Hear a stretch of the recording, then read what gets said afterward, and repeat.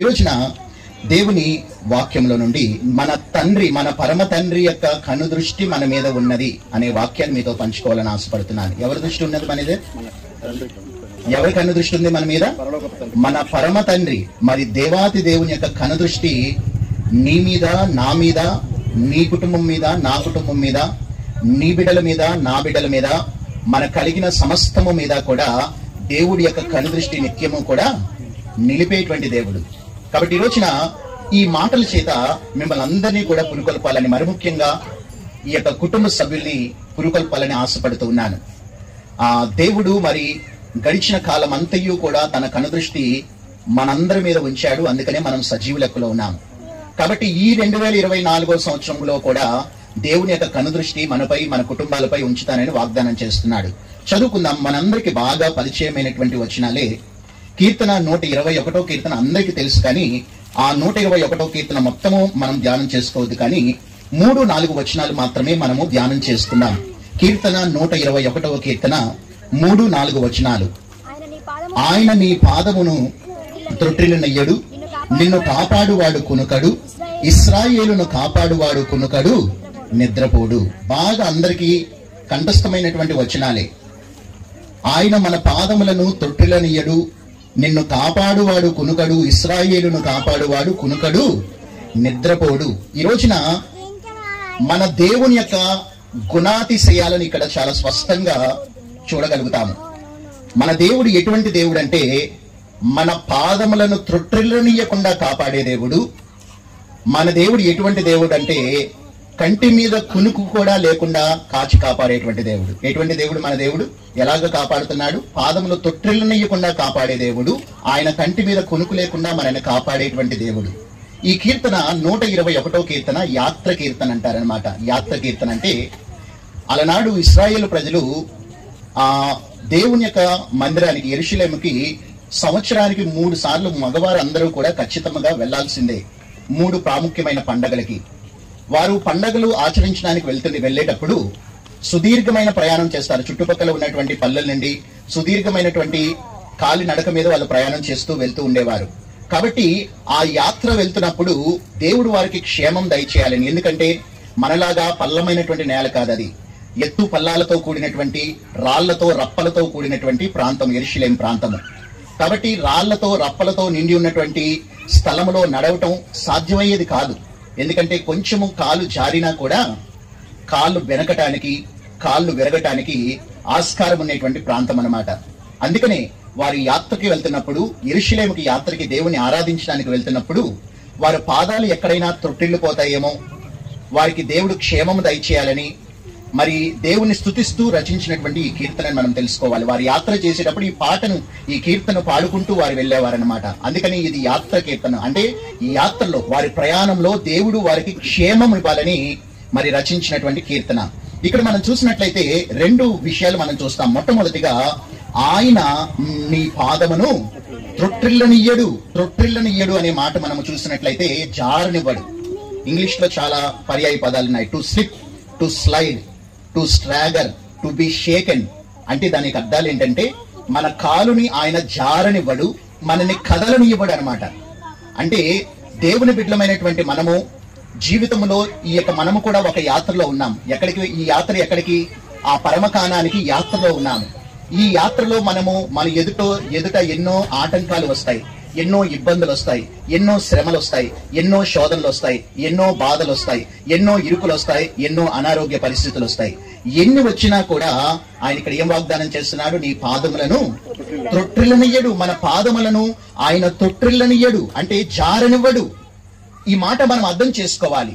చాలా సందర్భాల్లో మనం ఏమనుకుంటామంటే సాతాను తీసుకొస్తున్నటువంటి ఈ సమస్యలన్నిటికీ కూడా నేను విశ్వాసంలో స్థిరంగా ఉండను, నేను విశ్వాసంలో జారిపోతానేమో అని అనుకుంటాము. కానీ మన దేవుడు మన విశ్వాసము మనము కాపాడుకొని మన పరుగు పందము తుదముట్టించేంత వరకు కూడా ఆయన మన పాదములను త్రొట్టిల్లనియ్యకుండా ఆయన కాపాడేవాడు. కొన్నిసార్లు తొట్టిల్లుతాం, తప్పులు చేస్తాము, పడిపోతాము.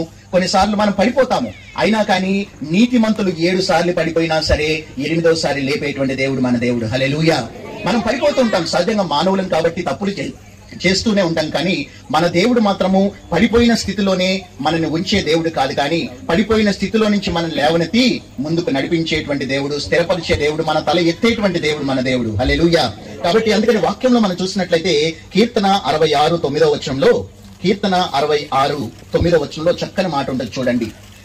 జీవప్రాప్తులనుగా మమ్మల్ని కలగజేయువాడు ఆయనే మన పాదములు కదలనీయడు. ఆయన మన పాదములను, జీవప్రాప్తులన్నిటినీ కూడా, ఈ ప్రపంచంలో నివసిస్తున్న మానవ కోటి అందరినీ కూడా పాదములను కదలనివ్వకుండా మన పాదములను స్థిరపరిచేటువంటి వాడు దేవాతి దేవుడు అని మనం తెలుసుకోవాలి. కాబట్టి మనని ఎప్పుడు జారనివ్వడు, మనని ఎప్పుడు కదలనివ్వడు, మనని ఎప్పుడు దేవుడు మనని స్థిరపరుస్తాడు అంటే 2 విషయాలు. మొట్టమొదటిగా ఆయన యందు నమ్మిక ఉంచినప్పుడు మనల్ని స్థిరపరుస్తాడు. ఏంటమ్మా? ఎప్పుడు మన కాలు జారిపోకుండా, మనం పడిపోకుండా ఎప్పుడు దేవుడు మనం నిలబెడతాడు స్థిరంగా?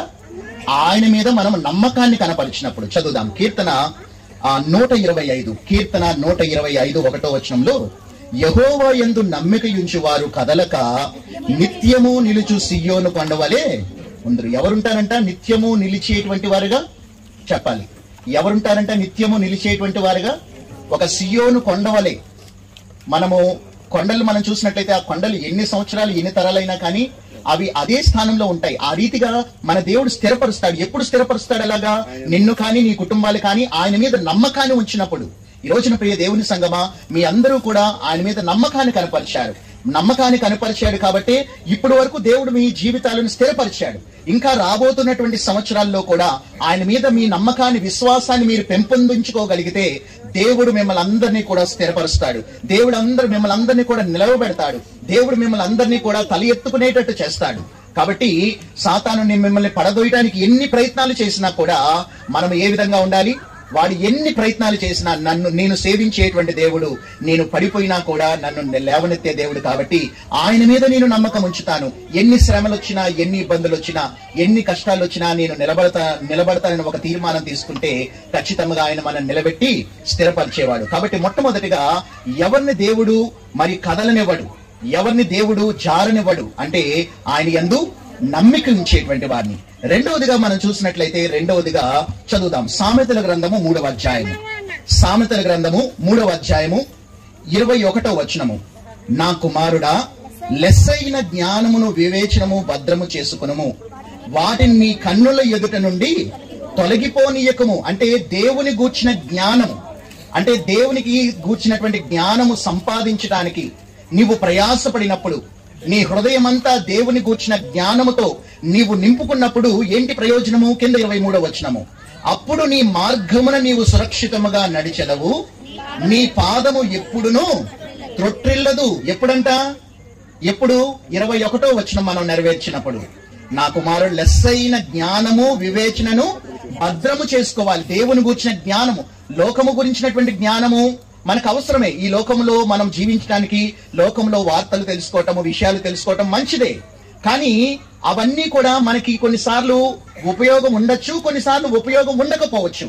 కానీ దేవుని గూర్చినటువంటి జ్ఞానం మాత్రము మనకి ఎప్పుడూ కూడా అది ప్రయోజనం లేకుండా ఉండదు. కానీ మన జీవితాల్లో ఎప్పుడూ కూడా దేవుని గూర్చిన జ్ఞానము ప్రయోజనకరంగానే ఉంటుంది. ఇక్కడ అదే మనం చూస్తాము. అప్పుడు నీ మార్గములో నీవు సురక్షితముగా నడిచెదవు, నీ పాదము ఎప్పుడూ కూడా త్రొట్టిల్లదు. కాబట్టి దేవుని గూర్చిన జ్ఞానము సంపాదించుకుంటానికి ప్రయాసపడాలి. అందుకని అవకాశము దొరికినప్పుడల్లా మనం ఏం చేయాలంటే ఆయన పాదాల దగ్గర దేవుని గూర్చిన జ్ఞానాన్ని సంపాదించుకుంటానికి ప్రయాసపడాలి. మరియ ఉత్తమమైన దాన్ని ఎన్నుకున్నదంట. ఏం చేసింది? మార్త యేసుని ఇంట్లోకి ఆహ్వానించిందంట, కానీ విస్తారమైన పనిపాట్లు పెట్టుకుందంట. కానీ మరియ ఏం చేసిందంట? ఆ ఇంట్లో సభ్యురాలే, ఆమెకు కూడా తెలుసు వంటలో వండాలి, విస్తారమైన పనిపాట్లు ఉంటాయని ఆమెకే తెలుసు. కానీ ఆమె ఉత్తమమైన దాన్ని ఎన్నుకున్నది ఏంటి? ఆయన పాదాల దగ్గర కూర్చొని జ్ఞానము సంపాదించుకోవాలి. ఆయన నోటిలో నుండి వచ్చేటువంటి మాటలతో నా బ్రతుకుని నేను తీర్చిదిద్దుకోవాలని భావించుకుంది. అందుకని యేసు ప్రభువారు ఈమె ఉత్తమమైన దాన్ని ఎన్నుకున్నదని చెప్తున్నట్లుగా మనం చూస్తున్నాం. కాబట్టి మన జీవితాల్లో కూడా మన పాదాలు ఎప్పుడు తొట్టిల్లవంటే 2 విషయాలు మీ మనసులో గుర్తుంచుకోండి. ఎప్పుడు ఆయన మీద నమ్మకాన్ని కనపరిచినప్పుడు, రెండవదిగా ఆయన యొక్క మాటలు హృదయంలో భద్రము చేసుకుంటానికి ప్రయాసపడినప్పుడు దేవుడు మన యొక్క అడుగులను ఏం చేస్తాడు? స్థిరపరుస్తాడు. దేవుడు మనని స్థిరపరుస్తాడు. ఈ రోజున ప్రియ దేవుని సంగమా, మీ జీవితాల్లో కూడా మీ పిల్లల గురించి చాలా మంది వారి భవిష్యత్తు గురించి దిగులు చెందుతూ ఉంటారు, బాధపడుతూ ఉంటారు. బాధపడాల్సిన అవసరంలా మీరు దేవుని చేతులకి వారిని అప్పగించగలిగితే, దేవుని చేతులకి వారిని సమర్పించగలిగితే, దేవునికి వారిని మీరు అప్పగించినప్పుడు వారి భవిష్యత్తు గురించి దేవుడే చూసుకుంటాడు. ఎందుకంటే ఆయన మన పరమ తండ్రి కదా. పరమ తండ్రి, ప్రతి ఒక్క తండ్రి ప్రతి ఒక్క తల్లి పిల్లల యొక్క భవిష్యత్తు గురించి ఆలోచన చేస్తారు. అదే విధంగా మన పరమ తండ్రి మన భవిష్యత్తు గురించి ఎంత ఆలోచన చేస్తాడో ఆలోచన చేయండి. కాబట్టి మీరు చేయాల్సింది ఏంటంటే ప్రతి దినము కూడా నా కుమారుడు, నా కుమార్తె, అదేవిధంగా నా భర్త, నా భార్య యొక్క అడుగులను స్థిరపరచండి ప్రభువా.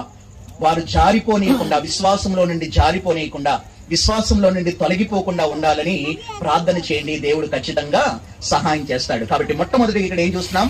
ఆయన నీ పాదములను త్రొట్టిల్లనియ్యడు. రెండోదిగా మనం చూసినట్లయితే కాపాడువాడు అనేటువంటి మాట మనం చూస్తాం. ఏంటి? కాపాడువాడు. మొట్టమొదటిగా మనము సేవించేటువంటి దేవుడు మనల్ని త్రొట్టిల్లనియ్యడు, అంటే జారనివ్వడు. రెండవదిగా ఆయన కంటి మీద కునుకు లేకుండా కాపాడేవాడు. ఎలాగా? కంటి మీద కునుకుపాటు రావటం వల్ల చాలా అనర్థాలు జరుగుతాయి. డ్రైవింగ్ చేసేవారు ఉంటారు కొంతమంది, అంటే దూరంగా లాంగ్ జర్నీస్ చేసేవాళ్ళు, లారీలు నడిపే వాళ్ళు ఉంటారు. చిన్న కునుకుపాటు వల్ల ప్రాణాలు కోల్పోతూ ఉంటారు. అదేవిధంగా అప్పుడే ప్రసవించినటువంటి తల్లులు ఉంటారు కొంతమంది హాస్పిటల్లో. కొంచెం చిన్న కునుకు, అంటే అలసట వల్ల, మరి ఆపరేషన్ అయినట్లయితే ఆ నొప్పుల వల్ల, ఆ మందుల యొక్క మత్తు వల్ల నిద్రపోతే ఏం జరుగుతుంది? పిల్లల్ని ఎవరో ఎత్తుకెళ్ళిపోతున్నారని వార్తలు చూస్తున్నాగా. కొన్నిసార్లు కుక్కలు ఎత్తుకెళ్ళిపోతున్నాయని కూడా వార్తలు చూస్తూ ఉంటాం. అంటే కునుకుపాటు వల్ల చాలా అనర్థాలు ఉంటాయి. కానీ మన దేవుడే ఎలాగంటే ఈ ప్రపంచంలో ఉన్నటువంటి అతి శ్రేష్టమైన వాచ్మెన్ అందరికంటే శ్రేష్టమైన కాపలాదారుడు ఆయన మనకి. ఆయన నిత్యము కూడా మనల్ని కంటి పాపవలే కాపాడుతున్నాడు. కంటి మీద కునుకు లేకుండా కాపాడువాడు. ఈ మాట ఈ కీర్తనలో ఎన్నిసార్లు కనపడుతుందో తెలుసా? 6 సార్లు. 3వ వచనంలో, 4వ వచనంలో, 5వ వచనంలో, 7వ వచనంలో 2 సార్లు, 8వ వచనంలో 1 సారి. అంటే 6 సార్లు కాపాడువాడు అనేటువంటి మాట మనకు కనబడుతుంది. అంటే నేను చెప్పాను కదా, యాత్రలో వారికి ఎన్నో ఇబ్బందులు ఎదుర్కొంటారు. ఎత్తు పల్లాలతో సంబంధించిన రాళ్ళు రప్పలతో నిండింది కాబట్టి ఏదైనా రాయి మీద వారు అడుగు వేస్తే జారిపోవటానికి ఆస్కారం ఉంది, కాళ్ళు బెనకటానికి ఆస్కారం ఉంది. అందుకు మాత్రమే కాకుండా రాత్రిళ్ళు కూడా ప్రయాణం చేస్తారు కాబట్టి కొన్ని రోజులు ప్రయాణం చేసి వారు వెళ్తారు. కాబట్టి రాత్రి తీవ్రమైన, మనం ఈ చలికే వణికిపోతూ ఉన్నాం. అందరం చెవులకి, ముక్కులకి, మూతులకి అన్నిటికీ మనం కప్పేసుకున్నాం. అప్పుడు ఇంకా చాలా తీవ్రమైనటువంటి చలులు ఉండేవి. ఆ చలిగాలులకి కూడా వారికి ఎటువంటి ఆపద కలగకుండా ఉండాలని వారు దేవుడి మీద ఆశ్రయిస్తూ కాపాడమని వారు వేడుకునేవారు. ఇక్కడ దేవుడు ఎలాగ కాపాడేవాడు? కంటి మీద కునుకు లేకుండా కాపాడేటువంటి వాడని మనం తెలుసుకోవాలి. బైబిల్ గ్రంథంలో యాకోబుకి దేవుడు వాగ్దానం చేశాడు. తన యొక్క అన్న దగ్గర నుంచి పారిపోయినప్పుడు, ఆ యొక్క బేతేలు అనేటువంటి ఆ యొక్క స్థలానికి వచ్చినప్పుడు, అక్కడ బేతేలు అనేటువంటి అతడు వచ్చిన స్థలానికి తర్వాత బేతేలు అని నామకరణం చేశాడు. కానీ అక్కడికి వచ్చినప్పుడు ఒక రాయిని తీసుకొని తలగడగా చేసుకొని పడుకున్నప్పుడు దేవుడు అతనికి దర్శించి ఒక చక్కని వాగ్దానం ఇస్తాడు. చదవండి ఒకసారి. ఆదికాండం 28వ అధ్యాయం 15వ వచనం చదవండి. ఆదికాండం 28:15 వచనము. ఇదిగో నేను నీకు తోడై ఉండి నీవు వెళ్ళు ప్రతి స్థలమందు నిన్ను కాపాడుచు ఈ దేశమునకు నిన్ను మరలా రప్పించెదను. నేను నీతో చెప్పినది నెరవేర్చే వరకు నిన్ను విడువనని చెప్తున్నాడు. ఏమని చెప్తున్నాడు చూడండి ఇక్కడ మాటలు. ఇదిగో నేను నీకు తోడై ఉంటాను, నీవు వెళ్ళు ప్రతి స్థలమున నేను నిన్ను కాపాడుతాను. ఆ మాట అండర్లైన్ చేసుకోవాలి. దేవుడు వాగ్దానం చేస్తున్నాడు. ఒక మోసగాడైనటువంటి ఈ యొక్క యాకోబుకి దేవుడు వాగ్దానం చేస్తున్నాడు. నిన్ను విడిచిపెట్టను, నీకు తోడై ఉంటాను, నిన్ను కాపాడుతాను, నిన్ను ఆశీర్వదిస్తాను, గొప్ప సంతానభివృద్ధి కలగజేస్తాను, పిల్లలతో, అదేవిధంగా దాసులతో, పశు సంపదతో, వెండి బంగారములతో నిన్ను ఆశీర్వదిస్తాడని దేవుడు వాగ్దానం చేస్తున్నాడు. అది నెరవేర్చాడు. ఆ యాకోబు భక్తుడే చెప్తాడు. చూడండి ఆదికాండం 48వ అధ్యాయంలో యోసేపు యొక్క కుటుంబాన్ని ఆశీర్వదిస్తూ ఏమని చెప్తున్నాడు చదవండి ఒకసారి. ఆదికాండం 48వ అధ్యాయము, ఆదికాండం 48వ అధ్యాయము 15-16 వచనాలు చదవండి.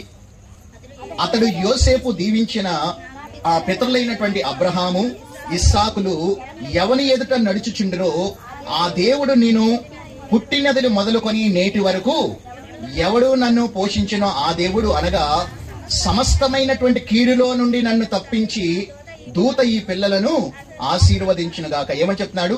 సమస్తమైన కీడులో నుండి నన్ను తప్పించిన దేవుడు అని చెప్తున్నాడు. సమస్తమైన, తనకి యాకోబుకి ఎన్నో కీడు సంభవించినప్పటికీ సమస్తమైనటువంటి కీడులో నుండి నన్ను తప్పించినటువంటి దేవుడని ఇక్కడ మనం చూస్తున్నాం. అంటే ఇక్కడ యాకోబు వాగ్దానం, దేవుడు చేసిన వాగ్దానాన్ని నెరవేర్చాడు.